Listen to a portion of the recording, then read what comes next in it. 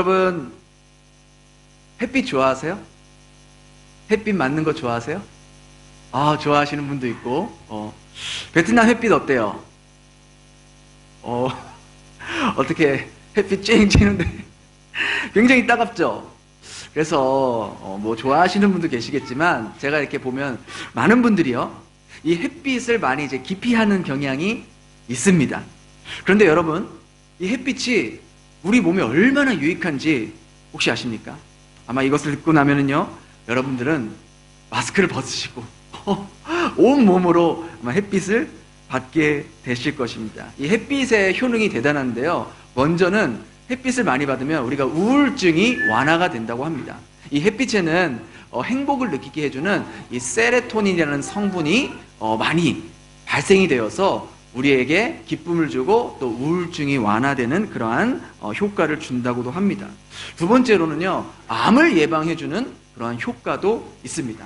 햇빛을 많이 받으면 그 햇빛 안에는 비타민 D가 풍부하게 들어있어서 그 비타민 D가 체내에 들어오면은 암 예방 효과에도 있다고 합니다. 그 중에서도 유방암이나 대장암 발병률을 굉장히 낮출 수 있다는 연구 보고도 있습니다.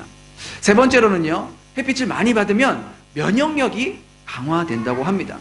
햇빛을 받으면 질병과 싸우는 이 백혈구가 증가해서 우리 몸의 면역력이 증가된다고 합니다.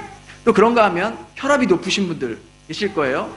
피부가 햇빛을 받으면 이 피부에 산화질소라는 것이 발생이 되어서 혈관이 확장되면서 혈압이 낮아지는 역할을 하게 됩니다. 그래서 심장마비와 뇌졸중의 위험도 낮아진다고 하니 이 햇빛의 효능이 굉장히 놀랍지 않을 수 없습니다. 마지막으로 햇빛은 우리의 뼈를 튼튼하게 해줍니다. 이 비타민 D에는 뼈에 좋은 칼슘, 철분 등이 많이 함유되어 있어서 이 뼈 건강에 아주 도움이 된다고 합니다. 여러분 어때서요? 이 햇빛이 이렇게 우리에게 굉장히 암 예방, 면역력, 혈압, 뼈를 튼튼하게 해주고 우울증도 완화하게 해주고, 그러니까 이렇게 빛은 우리 몸에 굉장히 이로운 역할을 합니다. 여러분 몸에 좋다고 하는 비타민 많이 드시잖아요. 그죠? 영양제 그런 거 많이 드시잖아요. 이런 거 먹지 않아도 우리가 하루에 20분 정도만 햇빛을 쬐도요, 여러분 암 예방, 면역력, 우울증, 혈압 감소, 뼈가 튼튼해지는 이러한 것을 받을 수가 있다는 거예요. 여러분 이게 진짜 하나님이 선물로 주신 자연 건강식품 아니겠습니까? 그런데요, 우리 몸에 이렇게 좋은 햇빛보다 더 중요한 빛이 있습니다. 그것은 바로 우리의 영혼의 빛이라는 것이죠. 이 햇빛은 우리가 이 땅에 호흡하고 살아가는 동안에만 효과가 있지만, 이 영혼의 빛은 이 땅에 우리가 호흡하면서 살아가는 동안뿐만 아니라 우리를 영원한 생명으로 인도하는 등불과도 같기에 이 한정된 육체의 빛보다 훨씬 더 중요하다는 것을 볼 수 있습니다. 그럼 이 영혼의 빛, 이건 무엇일까요? 성경은 바로 그 빛을 예수 그리스도라고 증언합니다. 우리 요한복음 8장 12절 같이 읽겠습니다. 시작. 예수께서 또 말씀하여 이르시되 나는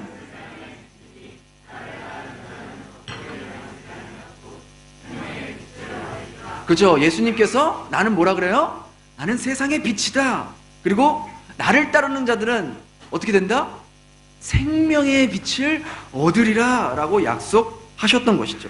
그러니까 오늘 본문은요, 바로 이런 생명의 빛을 얻은 바나바와 사울이 이제 그 빛을 들고 그 어두운 세상을 밝히러 나가기 위해 본격적인 선교 여행이 이제 시작이 됩니다. 오늘 본문을 통해서 우리가 가지고 있는, 우리 안에 있는 이 예수 그리스도의 빛이 어떤 빛인지 더 깊이 살펴보고, 또 오늘날 우리에게 주시는 그 말씀의 메시지는 무엇인지 살펴보겠습니다. 첫 번째로요, 빛은 사람을 모이게 하는 힘이 있습니다. 여러분 빛이 있는 곳에는요, 어디든지 사람이 모이게 되어 있어요. 여러분이 만약에 밤중에 길을 가고 있는데 아주 캄캄해요. 생각해 보세요. 캄캄한 길을 가면서 헤매고 있는데 저 멀리서 한 줄기 빛이 보이면 여러분은 그곳으로 향하게 되겠죠. 왜 그렇습니까? 불빛이 있는 곳에는 사람이 있다는 것을 알고 있기 때문에 그곳에 가면 내가 다시 길을 찾을 수 있겠다라고 생각하기 때문이에요. 이처럼 바나바와 사울이요, 예수의 빛을 전하기 위해서 처음 도착한 곳이 바로 구브로라는 섬입니다. 이 구브로 지도에 보시면은요, 이제 예루살렘이 저 밑에 쪽 남쪽에 있고, 이제 안디옥이 위쪽에 있고, 안디옥 왼편으로 지금 오늘날로는 이제 키프러스라고 하는 이제 섬입니다. 구브로라는 이 섬인데요, 이 구브로는요 바로 바나바의 고향이었던 것입니다. 바나바의 고향입니다. 여러분, 예나 지금이나 우리가 구원받고 하나님의 자녀가 되었다면 가장 먼저 생각나고 가장 먼저 복음을 전해야 하는 대상자가 누구예요? 바로 우리 가족이라는 거예요. 가족. 가장 가까운 가족을 구원하는 것이 우리의 가장 시급한 문제라는 것이죠. 근데 역설적이게도 가장 복음을 받아들이지 않는 대상자가 누구예요? 가족이에요. 우리 남편이고 우리 부모님이고 우리 자녀이고 우리 형제들. 정말 가족 전도하는 것이 정말 어렵죠. 그래서 예수님께서도요 이렇게 말씀하셨잖아요. 너에게 성령이 임하시면 너희가 권능을 받고 예루살렘과 유다와 사마리아와 땅끝까지 이르러 내 증인이 되리라. 여기서 말씀하신 이 예루살렘을 오늘날로 우리에게 적용해 보면 우리와 가장 가까운 가족이라고 말할 수도 있겠다라는 것이죠. 그러하기에 나의 배우자, 나의 부모님, 나의 자녀, 우리 형제들, 자매들, 그러니까 이런 영혼이 주님을 인격적으로 꼭 만날 수 있도록 우리가 끊임없이 기도해야 한다는 거예요. 그렇게 바나바와 사울은요, 구브로 섬에서 가장 먼저 자신들의 동족인 유대인들의 회당을 찾아가서 생명의 빛이신 예수 그리스도를 전하게 됩니다. 그런데 이 구브로라는 섬은요, 사실 이 비너스 신, 여러분 비너스 많이 들어보셨죠? 비너스 신에게 봉헌된 섬이었던 거예요. 그래서 이 섬에는요, 이 비너스 상과 우상과 비너스 신에게 제사를 드리는 신전이 있었습니다. 여러분 기억나실지 모르겠어요. 우리나라에서 한때 광고로 사랑의 비너스 이런 거 들어보시지 않았어요? 그죠? 그러니까 이렇게 사랑과 아름다움의 신으로 기억하고 있는데, 사실 이 비너스 신은 아주 음란하고 자유분방한 것을 이렇게 드러나는 그러한 신이었어요. 그래서 로마 역사책에 보면은요, 온갖 음란과 추잡스러운 일들이 벌어졌던 곳이 바로 이 구브로였다는 것입니다. 뭐 창녀, 창남은 말할 것도 없고요, 동성애자들이 차고 넘칠 정도로 있었던 곳이 바로 이 구브로 섬이었던 거예요. 이렇게 음란하고 더러운 문화가 창궐했던 이 구브로에 바로 바나바와 사울이 유대인들의 회당을 다니면서 생명의 빛을 전하기 시작했던 것이죠. 근데 놀랍게도요, 그 복음을 듣고, 그 예수 그리스도의 복음을 듣고 사람들이 모이기 시작하는 거예요. 어떤 사람은 진리를 찾기 위해 왔을 수도 있을 거예요. 어떤 사람은 그저 그냥 단순한 지적 호기심, 또 어떤 신을 전하나 한번 드러나 보자, 뭐 그러한 마음으로 온 사람들도 있었을 겁니다.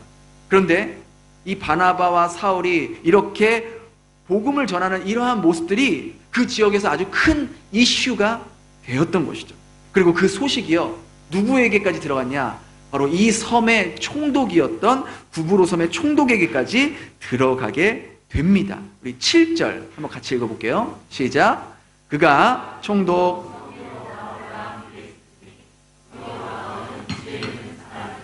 바나바와 사울을 불러 하나님의 말씀을 듣고자. 얼마나 그들의 복음이 이슈가 됐냐면, 구브로의 총독이 바나바와 사울을 불러서 나도 그 말씀을 한번 듣고 싶다, 그 말씀이 뭔지 한번 알고 싶다 라고 했던 것이죠. 여러분 생각해 보세요. 총독이면은요, 지금으로 말하면 도지사급 되는 거예요. 굉장히 높은 관리라는 거예요. 그런 총독이 바나바와 사울을 불러서 하나님의 말씀을 듣고자 했던 것이죠. 총독이 뭐 할 일이 없는 사람입니까? 얼마나 바쁘겠어요. 그런 그가 이런 하나님의 말씀을 듣고자 했던 이유는 유대인들 사이에서 이들이 전하는 예수가 하나님의 아들이고, 또 그 예수가 영원 생명을 준다, 구원을 준다 라는 그 내용을 들었기에 이게 뭐지? 그리고 그들이 전하는 예수가 누구지? 뭔 내용을 전하려고 하는 걸까? 그렇게 궁금해 했던 것이죠. 그러니까 알아보니까 예수라는 자가 하나님의 아들이고 또 예수를 믿으면 영원한 생명을 얻을 수 있다라고 그렇게 전하고 있어서 나도 한번 들어봐야겠다, 드러나 봐야겠다라고 생각을 했던 것이죠. 이처럼요, 생명의 빛을 지니고 있는 사람들은요, 그 주위에 항상 사람들이 모이게 되어 있습니다. 생명의 빛을 품고 살아가는 사람들의 모습 속에는요, 세상 사람들이 그 모습에 매료가 되고 굉장히 매력을 느끼고 어떻게 저렇게 살아갈 수 있을까라는 의문을 품게 된다는 것이죠. 생명은요, 생명을 이끄는 힘이 있습니다. 살아있고 향기가 나는 꽃에만 벌과 나비들이 모이는 것처럼 살아계신 예수 그리스도의 빛을 품고 그 빛을 나타내는 사람들 주위에는 언제나 사람들이 모이게 되어 있다는 것이죠. 우리의 삶도 마찬가지예요. 저와 여러분들이 그리스도의 빛을 비추면서 하루하루 살아간다면 갈급한 심령을 지니고 이 땅에서 살아가는 사람들이 여러분을 찾아오게 될 것이고, 정말 삶의 진정한 의미를 찾고 싶어하는 사람들이 여러분을 만나서 여러분과 대화하고 싶고 여러분의 삶의 모습을 보고 궁금해하기 시작해 할 것입니다. 두 번째로요, 빛은 어둠을 물리치는 힘이 있습니다. 지금 바나바와 사울에게는요, 이보다 더 좋은 기회가 없는 거예요. 왜냐하면 총독과 같이 이런 고위 관직자가 또 이런 사람에게 복음을 전할 수 있는 기회가 있고 또 그 사람이 복음을 받아들인다면 얼마나 큰 영향을 줄 수 있겠습니까? 그래서 바나바와 이 사울은요, 총독을 만나기 전에 아마 기록은 되어 있지 않지만 정말 하나님께 간절하게 기도했을 거예요. 이 총독이 복음을 받아들일 수 있도록, 예수님을 영접할 수 있도록 기도했을 겁니다. 그리고 이제 약속한 그 총독과 만난 날이 되었어요. 그리고 그들이 입을 열어 복음을 전하기 시작했는데 생각지도 못한 대적을 만난 거예요. 성경은 그 대적을 이렇게 설명합니다. 우리 13장 6절, 8절 같이 읽겠습니다. 시작. 온 섬 가운데로 지나서 바부에 이르러 바 예수라 하는 유대인 거짓 선지자인 이 마술사 엘루마는 이 이름을 번역하면 마술사라. 그들을 대적하여 총독으로 믿지 못하게 힘쓰니. 이 대적은 바로 총독의 측근이었던 바 예수라는 그런 사람이었어요. 성경은요, 이 바 예수가 유대인이고 거짓 선지자고 마술사라고 기록을 하고 있습니다. 근데 재미있는 것은요, 이 바 예수라는 뜻은요, 바로 이 바와 예수의 합성어입니다. 예수라는 이름은요, 구원자라는 뜻이 있어요. 원래 예수의 그 히브리어식이 여호수아입니다.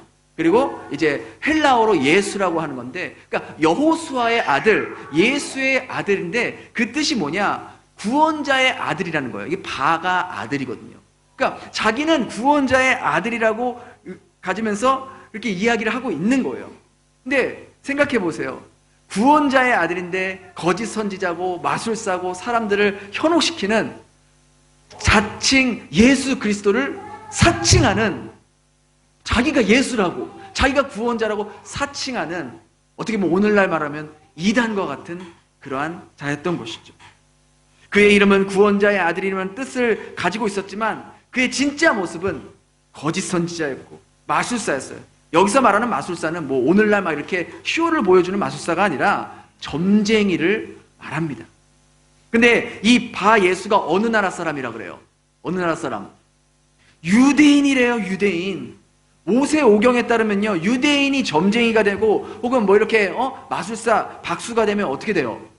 돌에 맞아 죽어요. 돌에 맞아 죽게 되어 있어요. 근데 이렇게 버젓이 활동하는 것은 그만큼 유대인들의 신앙이 타락했고 그 당시 세상 문화와 혼탁해져 있다는 것을 우리는 얼마든지 볼 수 있다는 것이죠. 그런데 우리가 여기서 한 가지 질문할 수 있는 게, 아니 어떻게 이런 점쟁이가, 이런 지위가 높은 도지사급의 이러한 사람의 측근으로 있을 수 있냐라는 것이죠. 아니 점쟁이의 역할이 뭐예요? 점쟁이가 뭐 합니까? 점을 치잖아요. 그죠? 사람들이 점쟁이 왜 찾아가요? 왜 찾아가요? 아이, 집사님들 많이 찾아갔잖아요. 안 찾아가셨어요? 옛날에? 왜 찾아가요? 미래를 알고 싶어서. 그렇지 않아요? 자신의 앞날이 어떻게 될지 궁금하고 불안하고 알고 싶어서 찾아가는 거 아니겠습니까? 점쟁이는 이런 사람들의 심리를 이용해서 자신의 배를 채우는 거예요. 점쟁이는 시대와 나라에 상관없이 어느 시대든 어느 나라에든 존재하고 있었던 것이죠. 고위관직이라고 혹은 세상적으로 많이 배운 사람이라고 해서 점쟁이 안 찾아갈까요? 아니에요. 오히려 더 반대예요. 선거철만 되면 용하다는 점쟁이 집은 정말 발 디딜 틈이 없다고 합니다. 심지어 어느 대통령은요, 매일매일 자신의 스케줄을 이 점쟁이한테 물어봐서 그렇게 한 대통령도 있었대요. 그런가 하면 고3들 입시철만 되면 어떡합니까? 그 점쟁이 집이 그냥 뭐 바글바글 한대요, 부모들로서. 여러분 기억나세요? 요즘은 우리가 신문을 잘 안 보지만 항상 조간신문 뒤편에 뭐가 실려 있어요? 오늘의 운세. 우리도 주님을 만나기 전에는 그 오늘의 운세가 우리의 주님이었잖아요. 그래서 뭐 돼지띠는 뭐 뱀띠는 빨간 옷을 조심하시고, 오늘은 뭘 조심하시고, 오늘은 동쪽에서 귀인이 오니 잘 예의주시해서 우리 다 그런 거 보면서 그렇게 왔잖아요. 한번 생각해 보십시오. 21세기를 살아가는 이 시대에 그것도 논리적이고 이성적이라고 하는 여러분들이 오늘의 운세에 내 인생을 맡기고 있는 거예요. 신문사도 마찬가지죠. 논리적이고 이성적인 신문사가 오늘의 운세를 버젓이 신문 한 면에 한 컬럼으로 낸다라는 게 그만큼 우리 사람들이 자신의 미래를 알고 싶어하고 불안해하는 그러한 것들이 서로 맞아떨어지니까 그렇게 되는 거예요. 그러니 2000년 전 과학이나 문명적으로 덜 발달된 그때야 뭐 말할 것도 없겠죠. 그러니 이런 총독 옆에 이런 점쟁이가 측근으로 있는 것은 전혀 이상한 일이 아니라는 것입니다. 우리 주위에도 이런 사람들이 많이 있어요. 총독과 같이 자신의 미래를 알고 싶어하는 사람들, 자신이 어떻게 해야 될지 모르니 용하다는 사람들을 찾아다니는 그런 사람들. 이렇게 세상이 주는 거짓된 진리와 잘못된 정보에 의해 사로잡혀서 그것이 마치 진짜 진리인 것처럼 믿고 살아가는 사람들이 너무나도 많다라는 거예요. 그러니까 아직도 그런 오늘의 운세가 사람들한테 읽혀지고 있는 거예요. 아무도 안 읽으면 그거 신문사에서 내겠습니까? 아무도 그런 사람들 안 찾아가면 뭐 점쟁이들을 찾아가겠습니까? 안 그렇죠. 그들은 어둠 속에 있기 때문에 무엇이 진짜이고 무엇이 가짜인지를 구별하지를 못하는 거예요. 이단이 왜 생깁니까? 이단에 속해 있는 사람들 보십시오. 그 안에는요, 교수, 의사, 박사, 소위 많이 배웠다고 하는 사람들이 그 이단에 빠져서 자신들의 가정과 삶이 파탄나는 것을 어렵지 않게 볼 수 있어요. 자신들이 이용당하고 있다는 것을 전혀 깨닫지 못해요. 오히려 그것이, 그 거짓된 진리가 진짜인 양 붙들고 살아가는 사람들이 얼마나 많은지 몰라요. 왜요? 그들의 눈이 이미 어두워져 있기 때문에 분별할 능력이 상실됐다는 거예요. 이처럼 우리 주변에는 수많은 사람들이 거짓된 진리에 속으면서 살아가는 사람들이 너무나도 많습니다. 뭐 유튜브 보면 막 다 거짓, 막 가짜 뉴스들이 막 난무하잖아요. 그 길의 끝은 결국 자신을 파멸시키는 것인지도 모른 채 그 거짓을 진짜인 양 붙들고 살아가는 사람들이 너무나도 많다라는 것이죠. 오늘 본문에 나온 총독도 마찬가지였어요. 이 바 예수가 자신 옆에서 도와주는 것처럼 보였지만 실상 이 바 예수는 이 총독에 아무런 상관이 없었어요. 그가 성공하든지 잘되든지 상관이 없고 이 바 예수 점쟁이는 어떻게 해서든지 이 총독의 기생에서 자기가 지금 누릴 수 있는 기득권과 이권들을 위해서 그 옆에 있었을 뿐이지 총독이 더 잘되고 그런 거는 전혀 관심이 없었던 것이죠. 그런 거짓 점쟁이 바 예수가 이제 진짜 진리, 진짜 빛을 들고 온 바나바와 사울과 딱 정면으로 만나게 된 거예요. 그러니까 빛과 어둠의 정면 충돌인 거죠. 그래서 바 예수는요, 그들이 전하는 복음에 길을 쓰고 반대를 하는 거예요. 길을 쓰고 방해를 지금 하고 있는 거예요. 그 이유는 간단하죠. 총독이 만약 진짜 진리이시고 진짜 빛이신 예수를 믿고 나면 자기가 가짜라는 게, 자기가 짝퉁이라는 게 들통이 나니까, 그러면 그동안 이 총독 옆에서 기생하면서 누렸던 이런 이권들, 이런 모든 특권들을 다 한순간에 날아가 버리기 때문에 어떻게 해서든지 길을 쓰고 방해를 했던 것이죠. 이것을 우리가 영적인 시각으로 바라본다면 이 사탄은요, 특히 이 권력자들 혹은 높은 위치에 있는 자들이 복음을 믿는 것을 아주 저지하려고 혈안이 나 있다라는 겁니다. 왜냐하면 그들이 예수의 빛을 받고 나면 그들을 통해서 또 많은 사람들에게 지대한 영향을 줄 수 있다는 것을 사탄은 이미 알고 있기 때문이에요. 만약 총독이 예수를 믿게 되면 그 지역의 대부분의 사람들이 예수를 믿게 된다는 것을 이미 알고 있어서 어떻게 해서든지 이 악한 영은 이 총독이 예수를 믿지 못하도록 길을 쓰고 방해하는 것이죠. 이것을 통해 우리가 알 수 있는 것은, 여러분도 마찬가지예요.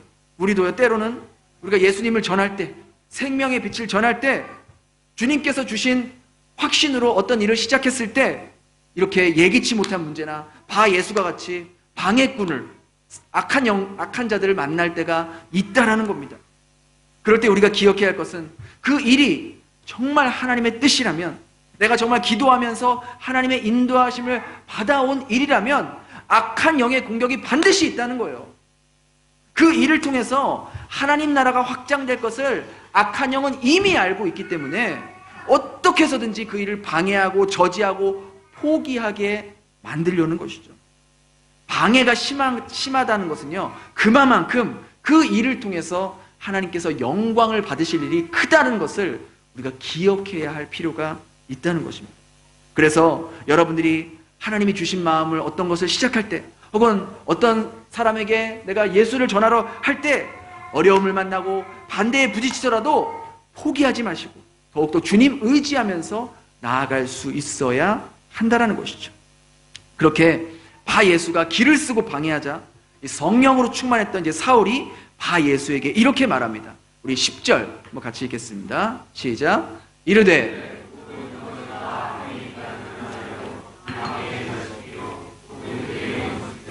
주의 길을, 그냥 우리가 이렇게 읽으니까 뭐 점잖게 읽은 거지, 그 당시 사울이 어떤 톤과 어떤 억양으로 말했는지 생각해 보세요. 이 약한 마귀 자식아, 이러지 않았겠어요? 주의 길을 왜곡하고 많은 사람을 죽음으로 이끄는 이 하나님의 원수, 이 대적, 당장 그만두지 못해? 그렇게 직설적으로 호통을 치면서 그렇게 얘기하지 않았겠어요? 조근조근 이 마귀의 자식아, 너 그러면 안 돼, 너 그러면 큰일 나, 이렇게 하겠냐고요? 아니죠. 이 마귀 자식아, 이 악한 영아, 그렇게 하지 않았겠습니까? 사울이 이 거짓 점쟁이의 실체를 낱낱이 지금 드러내고 있는 거예요. 그는 마치 자기가 구원자의 아들이고 선지자 역할을 했지만 실제는 거짓과 악행이 가득한 자였고, 그 이름에 구원자의 아들이었지만 실상은 마귀의 자식이었고, 진리를 가르치는 것처럼 보였지만 그의 진짜 모습은 사람들이 진리를 깨닫지 못하도록 방해하는 사탄의 앞잡이, 사탄의 지팡이의 역할을 했던 것이죠. 예수의 빛을 들고 온 이 사울 앞에서 바 예수는 꼼짝없이 자신의 정체가 밝혀지게 됩니다. 마치 어둠 속에서 어떤 짓을 해도 보이지 않았지만 이런 투명하고 아주 깨끗하고 밝은 빛이 들어왔을 때는 모든 것이 밝혀지게 되어 있어요. 드러나게 되어 있어요. 이처럼 빛은요, 어둠을 물리치는 힘이 있다는 것이죠. 만일 우리 안에 이런 생명의 빛 대신 예수 그리스도를 품고 살아간다면 먼저는 분명히 주님께서 우리 안에, 우리 심령 안에 있는 더러운 것들을 먼저 보이게 하신다는 겁니다.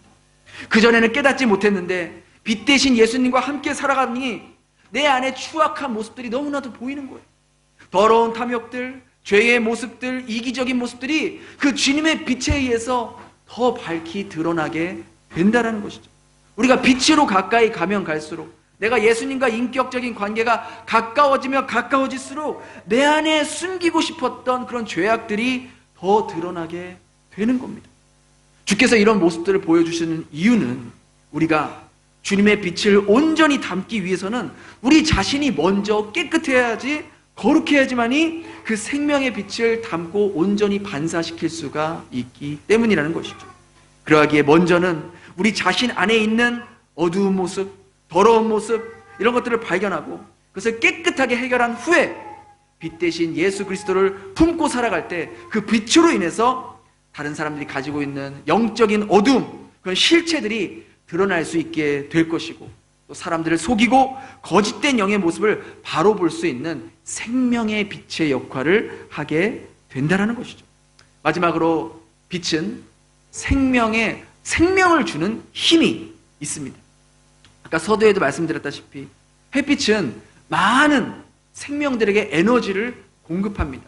식물과 동물뿐만 아니라 사람들에게도 정말 많은 영향력을 주고 있는 것이죠. 이처럼 예수의 빛을 품고 사는 자들은요, 죽어가는 많은 영혼들에게 새로운 생명을 주는 역할을 하게 된다는 것입니다. 바로 사울과 바나바는 가짜에 속고 있었던 이 총독에게 이제 진짜 빛, 진짜 생명을 전해주게 되는 겁니다.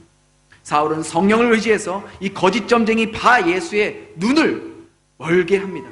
이것은 하나님께서 그동안 많은 사람들의 영적인 눈을 어둡게 하고 파멸의 길로 인도했던 그 바 예수에 대한 심판이었던 것이죠. 그리고 모든 그 정황을 자신의 두 눈으로 똑똑히 그 자리에서 지켜본 총독은 예수 그리스도를 믿지 않을 수 없었던 것입니다. 비록 바 예수가 사울과 바나바를 대적해서 방해했지만 오히려 그것을 통해서 하나님의 영광이 더 드러나게 되었고, 무엇이 진짜이고 무엇이 거짓이었는지 분명하게 알게 되었던 것입니다. 이처럼요, 예수의 빛을 품고 사는 사람들의 주변에는요, 생명이 살아나는 역사가 일어난다는 거예요. 내가 하는 것이 아니라 내 안에 계신 성령님께서 나를 통해 예수 그리스도의 생명의 빛을 비추시기 때문이라는 것이죠. 어떻게 하면 거짓과 어둠에 빠져 있는 사람들에게 진정한 빛 대신 예수님을 만나게 해줄 수 있을까? 어떻게 하면 미래에 대해 불안해하고 염려하는 사람들에게 이 영원한 생명을 주시는 예수의 빛을 비춰줄 수 있을까? 우리들이 늘 이런 마음을 품고 살아간다면 우리 안에 계신 성령께서 우리의 삶을 통해 이 어두운 세상과 거짓된 진리로 속고 있는 정말 많은 사람들에게 진정한 예수의 빛을 비춰줄 수 있다는 것이죠.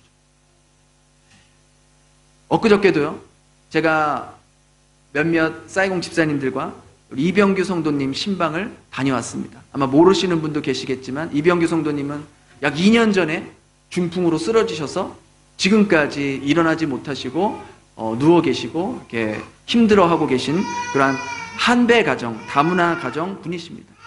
그래서 저는 이병규 성도님 신방을 다녀올 때마다 이 이병규 성도님도 안타깝지만 더 안타까운 것은 그 옆에서 이병규 성도님을 케어하시는 아내분이 더 마음이 아팠어요. 정말 지극정성으로 남편을 돌보고 계시는데 이분이 정말로 예수님을 영접하고 하나님만 바라보면서 하나님을 인격적으로 만나야 하는데 아직까지 그러지 못하는 것 같아서 늘 그 부분이 마음에 걸렸고 그 부분이 마음이 아팠습니다. 그래서 이번에는 우리 집사님들과 신방 가기 전에 딱 모여서 정말 기도를 했어요. 그러면서 이야기를 했죠. 집사님들, 이건 단순한 신방이 아닙니다. 이건 영적 전쟁입니다. 그 아내분을 붙잡고 놔주지 않는 그 거짓된 영, 악한 세력과의 영적인 싸움입니다. 우리가 이 영적인 싸움을 이기기 위해서는 성령의 도우심이 없으면 절대로 이길 수가 없습니다. 우리 함께 기도하면서 성령이 우리를 도우시기를 함께 기도합시다 하고 기도를 하고 출발을 했습니다. 근데 제 느낌에 이상하게도 이번 신방이 마지막 신방이 될 것 같다. 제가 한 달에 한 번씩 찾아가는데 마지막 신방이 될 것 같다는 그런 느낌이 마음이 자꾸 들어서 이번에는 제가 아내에게도 이번에 이병규 성도님 신방 갈 때 당신도 같이 가서 아내분에게 우리가 다시 한번 복음을 전하고 다시 한번 예수님 믿고 살아가자고 그렇게 이야기해보자. 그래서 같이 갔어요. 그렇게 집사님들과 안푸에서 차를 타고 1시간 넘게 이동해서 이병규 성도님 그 댁에 도착했어요. 정말 이제는 정말 뼈밖에 남지 않은 정말 그런 앙상한 몸으로 저희를 반겨주시는데 기력도 그전보다 정말 많이 쇠하셔서 제가 마음이 참 아팠습니다. 그렇게 이병규 성도님과 이야기를 나누고 이제 아내분과 이야기를 나누기 시작했어요. 저희 아내가 이제 함께 갔으니까 그전에는 저랑 저희 집사님들만 갔을 때는 우리 이병규 성도님 아내분이 별 말씀을 안 하셨어요. 뭐 이렇게 같은 사람 베트남 사람이 아니니까 좀 말씀하기가 좀 그랬는데 저희 아내가 가니까 한참을 얘기를 하시는 거예요. 정말 많은 얘기를 하시는 거예요. 아마도 같은 베트남 사람을 만나니까 그 마음속에 있었던 그 응어리들, 그 아픔들이 막 폭발했나 봐요. 막 눈물을 흘리시면서 하는 얘기를 하셨는데 한참 얘기하는 거를 저희가 계속 들었죠. 그래서 어느 정도 이야기한 후에 제가 이병규 성도님의 아내분에게 이런 어려운 상황을 하나님도 다 하실 거다. 우리 조금만 힘내자. 우리가 함께 같이 기도하고 있다. 그 집에 이제 우상단지들이 많이 있거든요. 그래서 제가 아내분에게 이렇게 사람이 만들어 놓은 우상은 우리를 결코 도와줄 수가 없어요. 이 우상들은 눈이 있어도 보지 못하고 귀가 있어도 듣지 못하고 입이 있어도 말하지 못하는 그저 사람이 만들어 놓은 그냥 돌에 지나지 않아요. 그냥 우상에 지나지 않아요. 그러나 우리 하나님은 우리의 모습을 지켜보고 계시고 우리의 신음소리와 우리의 기도소리를 듣고 계시고 우리에게 말씀하시는 하나님이세요. 그 하나님만 의지하고 믿을 때 우리에게 영원한 생명이 주어집니다. 다른 신들은요, 다른 우상들은 어떤 것도 우리에게 줄 수가 없어요. 오직 하나님만이 이 땅에서의 삶뿐만 아니라 영원한 삶까지 책임져 주시는 그런 분이세요. 그러니 이제 정말 여기 있는 이런 거짓된 신들, 사람이 만든 우상들 우리 다 정리하고 오직 하나님만 믿고 하나님만 의지해요.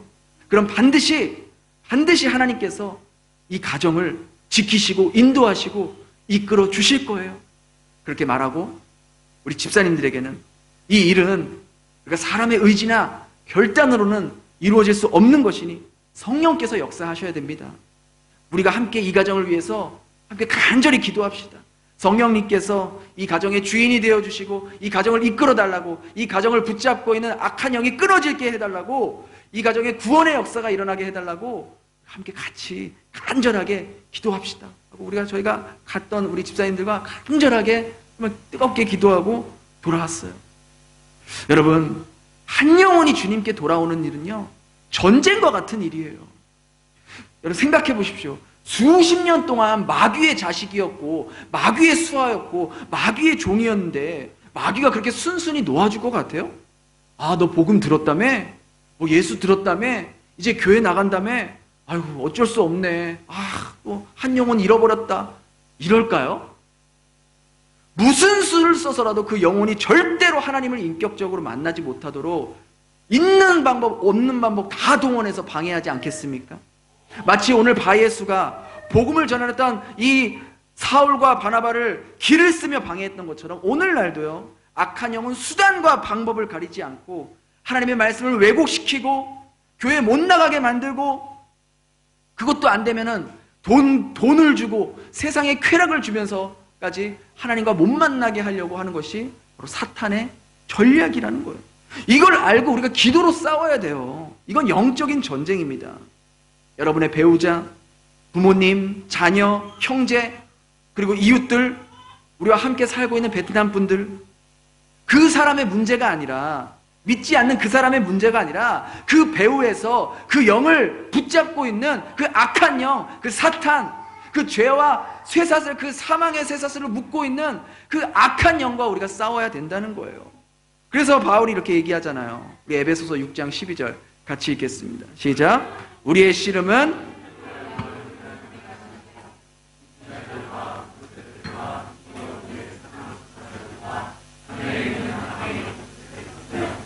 우리의 씨름은요, 우리의 싸움은 혈과 육의 싸움이 아니에요. 권세자들, 하늘에 있는 악한 영들과 싸우는 그러한 전쟁입니다. 전쟁이에요.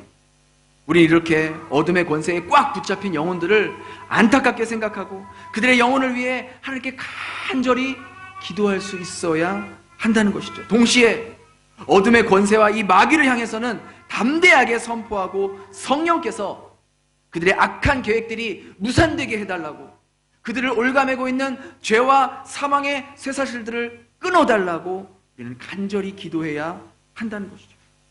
바나바와 사울이 이렇게 어둠으로 덮여 있었던 구브로 섬에 예수의 빛을 들고 갔을 때 그 빛은 어둠을 통과하게 되었고, 거짓의 영은 진리의 영 앞에 무릎 꿇게 되었고, 이들을 다시 한번 구부로 섬이 회복되는 놀라운 역사가 일어나게 되었던 것이죠. 전승에 의하면 이 구부로 총독은요, 이 사건 이후에 예수 그리스도를 신실하게 믿고 또 이 총독으로 인해서 그 섬에 있는 대부분의 사람들이 예수님을 영접하고 그곳에 교회가 세워지게 되었다는 것이죠. 이게 실제 구부로 섬에 예전에 교회 터가 있었던 그 모습입니다. 여러분, 생명의 빛이 우리 안에 들어올 때 우리 안에 더럽고 추악한 모습을 발견하게 하실 것입니다. 우리가 기도할 때 그 빛으로 죄악된 모습들을 소멸시켜 주실 것입니다. 그 후에 주님의 빛을 담고 우리가 다시 어두운 세상 속으로 들어가서 예수의 빛을 밝히기를 우리 주님은 원하신다는 것이죠. 여러분, 우리 주변에요, 수많은 사람들이 지금도 거짓된 영에 속아서 영적인 눈이 가려져서 지금도 파멸의 길로 달려가고 있는 사람들이 얼마나 많은지 몰라요. 우리가 그들을 찾아가서 우리 안에 계신 그리스도의 빛을 밝힐 때 그들을 가리고 있고 또 거짓의 영에 속고 있는 것들이 벗겨질 것이고 또 파멸의 길로 갖고 있던 그들을 구원해낼 수 있다는 것이죠. 이러한 삶이요, 주께서 바로 저와 여러분들을 빛의 자녀로 부르신 분명한 이유이고요, 우리 그리스도인들이 마땅히 감당해야 할 빛의 사명이라는 것입니다. 이번 한 주도 거짓된 진리에서 빠져서 헤어나오지 못하고 있는 사람들을 위해서 우리가 함께 기도하며 또 그들을 위해서 우리가 섬기고 그 안에 우리 안에 있는 예수의 빛, 생명의 빛, 영혼의 빛을 비춰줄 수 있는 이번 한 주간 삶이 될 수 있기를 예수님 이름으로 축원합니다. 기도하겠습니다. 우리 이 시간